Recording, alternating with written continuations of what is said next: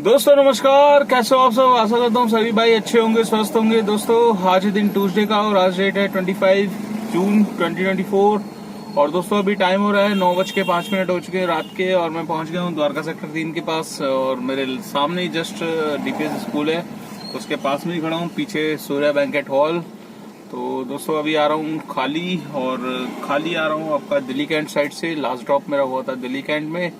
और आज दोस्तों कल मैं जो आप से बात कर रहा था, ब्लॉग बना रहा था, उसके बाद फिर मैं घर की तरफ निकल रहा था और डीपीएस के पास ही पहुंचा था। एकदम से गाड़ी में हीट का साइन आ गया दोस्तों। तो गाड़ी में साइन आ गया हीटिंग का, और फिर उसके बाद मैंने गाड़ी ठंडी करी।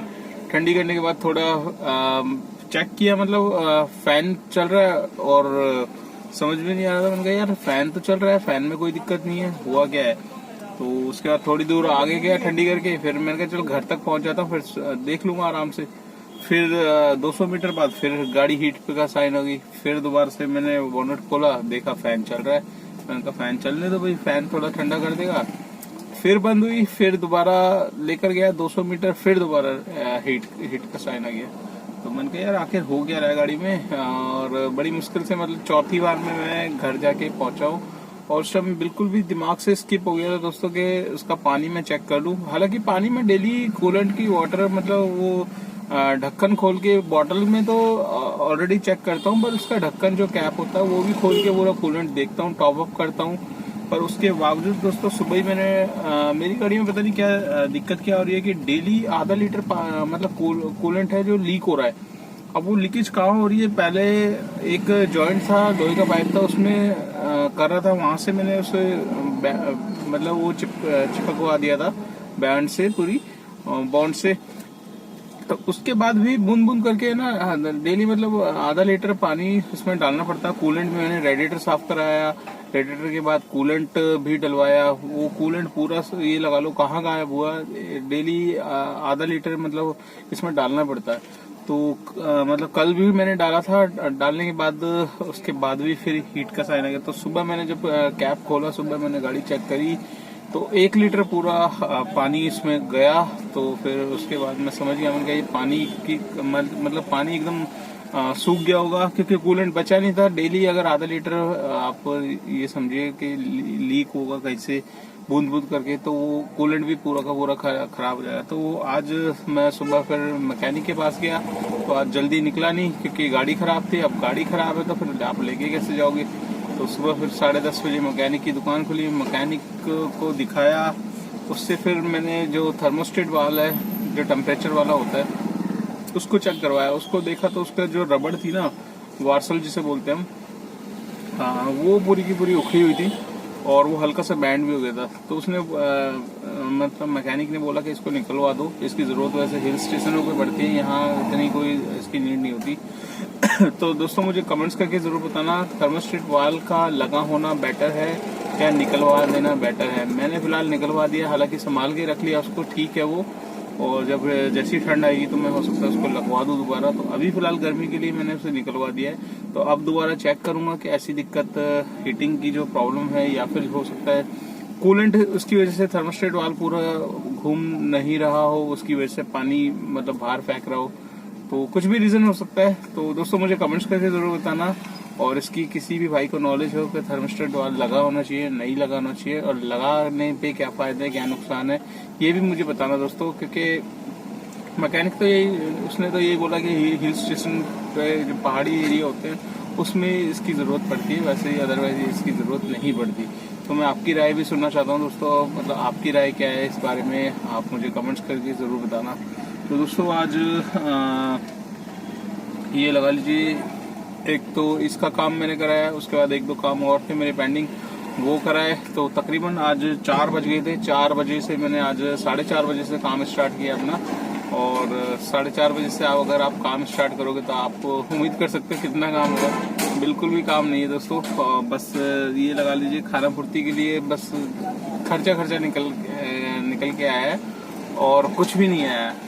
तो दोस्तों आज हम बात करेंगे ओला उबर के बारे में ही। और ओला उबर के बारे में तो देखिए मैं डेली बात करता ही हूँ, और डेली अपनी अर्निंग में आपको शो करता हूँ कि भाई क्या क्या अर्निंग हुई, क्या क्या इसमें खर्चे हुए, तो इसी खर्चे के ऊपर आज हम बात करेंगे दोस्तों।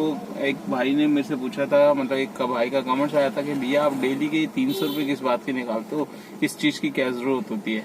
तो दोस्तों आज मैं उस भाई के कमेंट्स का जवाब देना चाह रहा हूँ और इसी पे मैं आज टॉपिक बना रहा हूँ आपका, और आपको भी नॉलेज हो जाएगी कि भाई रेगुलर मैं आखिर 300 रुपये क्यों जोड़ता हूँ, क्यों निकालता हूँ।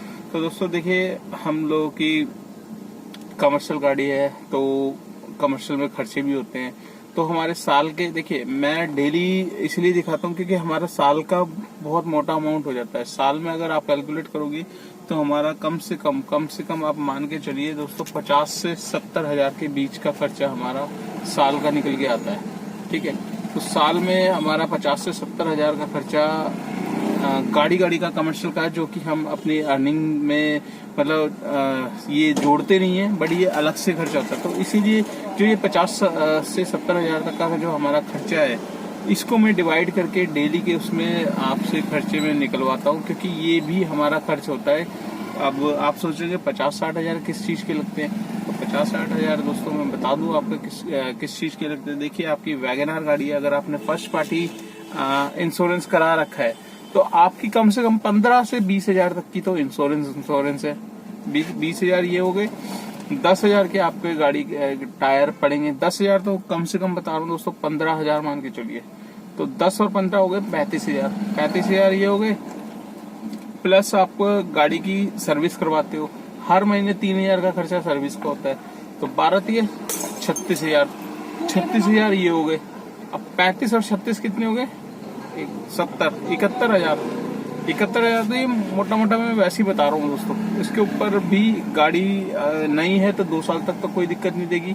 इसके बाद गाड़ी पुरानी होती है तो पुरानी होने के बाद खर्चे आपको पता है, कभी गाड़ी में ये चीज़ खराब, कभी वो चीज़ खराब, कभी ये चीज़, कभी वो चीज़।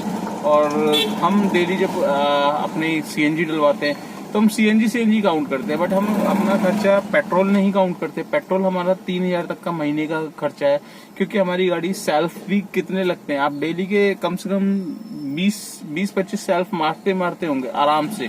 तो जब भी हम सेल्फ मारते हो तो पेट्रोल पे स्टार्ट होती है। पेट्रोल कितना, 100 ग्राम तो पिएगी।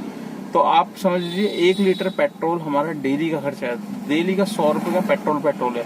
तो अब मैं 300 रुपये कैसे निकालता हूँ? 300 रुपये तो 100 रुपये पेट्रोल के निकाल लेता हूँ, बाकी गाड़ी की maintenance, fitness, permit, insurance, tyre घिस रहे हैं, 100 रुपये का पेट्रोल। ये चीजें इंक्लूड, मतलब आप कैलकुलेट करोगे ना 300 रुपये में, तो आप समझ जाओगे कि किस हिसाब से मैं आपको दिखाता हूँ। और इसीलिए मैं डिवाइड करके बताता हूँ, क्योंकि इकट्ठा आप सोचोगे 70-80 हजार हमें बहुत मोटा पड़ता है। हालांकि हम देते हैं इतना, हर साल हमें इतना पे करना पड़ जाता है, क्योंकि इंश्योरेंस हमारी मार देती है सबसे ज्यादा। गाड़ी की सर्विस भी करवाते हैं, 3 हजार का खर्चा आता है, और अलग से मोटा कुछ खर्चा आ गया, टायर चेंज होने हैं, बहुत सारी चीजें होती है दोस्तों। तो कमर्शियल गाड़ी चलाना एक नॉर्मल बात नहीं है, बहुत ही जिम्मेदारी वाला काम है। और जितना हम कमाते हैं उससे काफी मतलब ज्यादा अमाउंट हमें कई बार टैक्स के रूप में पे करना पड़ता है, कई बार चालान हमारे होते हैं वो पे करने पड़ते हैं। मतलब कमर्शियल गाड़ी इतनी इजी नहीं है जितना कमा के आप सोचते होंगे। बहुत भाई लाखों कमा रहे हैं, मतलब बहुत अच्छा कमा रहे हैं। तो दोस्तों हर किसी को, किसी ने कहा है ना, हर किसी को दूसरे का काम बहुत बढ़िया लगता है। दूसरा आपको लग रहा होगा भाई ये टैक्सी वाला तो 4-4 हजार कमा रहा होगा, 5-5 हजार कमा रहा होगा। अरे भैया आ जाओ और स्टेयरिंग संभालो एक दिन के लिए, आपको खुद पता चल जाएगा आप कितने कैपेबल हो, कितने नहीं हो। इसीलिए मैं अपनी वीडियो में किसी को प्रेफरेंस नहीं करता नई गाड़ी लेने के लिए। मैं हमेशा प्रेफरेंस करता हूँ कि भैया 10-15 दिन के लिए गाड़ी उठाओ किसी की, उठा के चला लो, चला के देखो, आप में दम होगा तो आप कर पाओगे, नहीं होगा तो आप छोड़ दोगे। बट इसमें आपका बेनिफिट एक निकल के आएगा कि आप लाखों रुपए फंसाने से बच जाओगे। इसीलिए मैं किसी भी भाई को फंसाने वाले काम नहीं करता। जिस भी भाई को, देखो इस लाइन में वही बंदा सक्सेस है जो इसी लाइन से जुड़ा हुआ हो, तो और जिसमें जुनून हो, और जिसने देखिए कोई बहुत से भाई होते हैं नौकरी कर रहे होते हैं, पर नौकरी करने में उनको अच्छा अमाउंट नहीं मिल पाता, और वो अपना एक खुद चाहते हैं कि खुद के बॉस बने और खुद ही अपनी हिसाब से अपनी अर्निंग सिलेक्ट करें। तो उसमें काफी बंदों को जुनून भी होता है। ऐसा नहीं कि नए भाई नहीं कर सकते, बट देखिए नए भाई भी जो जानना चाहते हैं, मैं उनको भी फंसाने का काम नहीं करता। उनको भी यही सजेस्ट करता हूँ कि भाई पहले चला के देख लो, आपको बेटर लगेगा तो आप फिर गो फॉर न्यू, मतलब आप नई गाड़ी में जा सकते हो। अदरवाइज आप क्यों पैसे अपने, देखो पैसे बड़ी मुश्किल से कमाए जाते हैं। आप कहीं से लोन लोगे, किसी के वाइफ के जेवर गिरवी रखोगे, बहुत सारी चीजें। तो ऐसे पचड़ों में पड़ने से बढ़िया है कि आप छोटा सा 10-15 दिन का ट्रायल ले लो। ट्रायल में अगर आप सक्सेस हो गए तो आप फिर नई गाड़ी ले लो या सेकंड हैंड ले लो, एज यू विश, आपकी मर्जी है। तो इसीलिए दोस्तों आपको समझ में आ गया होगा कि मैं जो डेली की अर्निंग दिखाता हूँ तो उसमें 300 रुपये क्यों काउंट करता हूँ। तो आशा करता हूँ ये वीडियो, ये जानकारी आपको अच्छी लगी होगी। और आज का काम बिल्कुल मत पूछना दोस्तों, आज का काम मेरा कोई खास नहीं हुआ है, तो इसलिए वैसे मैं बोली बताया था 778 रुपये का काम है मेरा। इसमें मेरे को CNG तकरीबन मैंने 400 रुपये की डलवाई थी, ठीक है, वो तकरीबन पूरी की पूरी खर्च हो गई है। तो अभी बचे क्या है, 300 रुपये बचे होंगे। तो 300 रुपये आप समझ लो गाड़ी की मेंटेनेंस फिटनेस परमिट, अगर उसको निकालूंगा तो अर्निंग है 0, तो 0 अर्निंग है आज फिलहाल। तो ऐसा हो जाता है दोस्तों, कई बार होता है ऐसा, कई बार गाड़ी में काम निकल आता है तो हम भूख प्यास सब हट जाती है गाड़ी के काम के पीछे, क्योंकि गाड़ी ही हमें कमा के दे रही है। तो सबसे पहले इसको ठीक करना जरूरी है। ये ठीक रहेगी तो हमारी लाइफ ठीक रहेगी, हमारी लाइफ पटरी पे चलेगी, सही चलेगी। ये खराब हो गई तो हमारे सारे काम रुक जाएंगे, क्योंकि इसी से ही हमारी सारी चीजें चल रही है। तो आशा करता हूँ ये वीडियो, ये जानकारी आपको अच्छी लगी। वीडियो अच्छी लगी तो एक लाइक, एक शेयर जरूर करना। चैनल पे फर्स्ट टाइम तो चैनल को सब्सक्राइब कर लेना। अगर आप मेरी वीडियो फेसबुक पेज से देख रहे हो तो उसको भी फॉलो कर लो। ज्यादा से ज्यादा शेयर कर दो दोस्तों, जितना आप शेयर करते हो हेल्प मिलती है मुझे। उन भाइयों के पास पहुंचती है वीडियो जो जानना चाहते हैं वो लोगों में एक्चुअल में कैसा काम है। तो चलिए दोस्तों वीडियो को एंड करते हैं और आपसे मुलाकात करते हैं नेक्स्ट व्लॉग में। तब तक के लिए बाय बाय।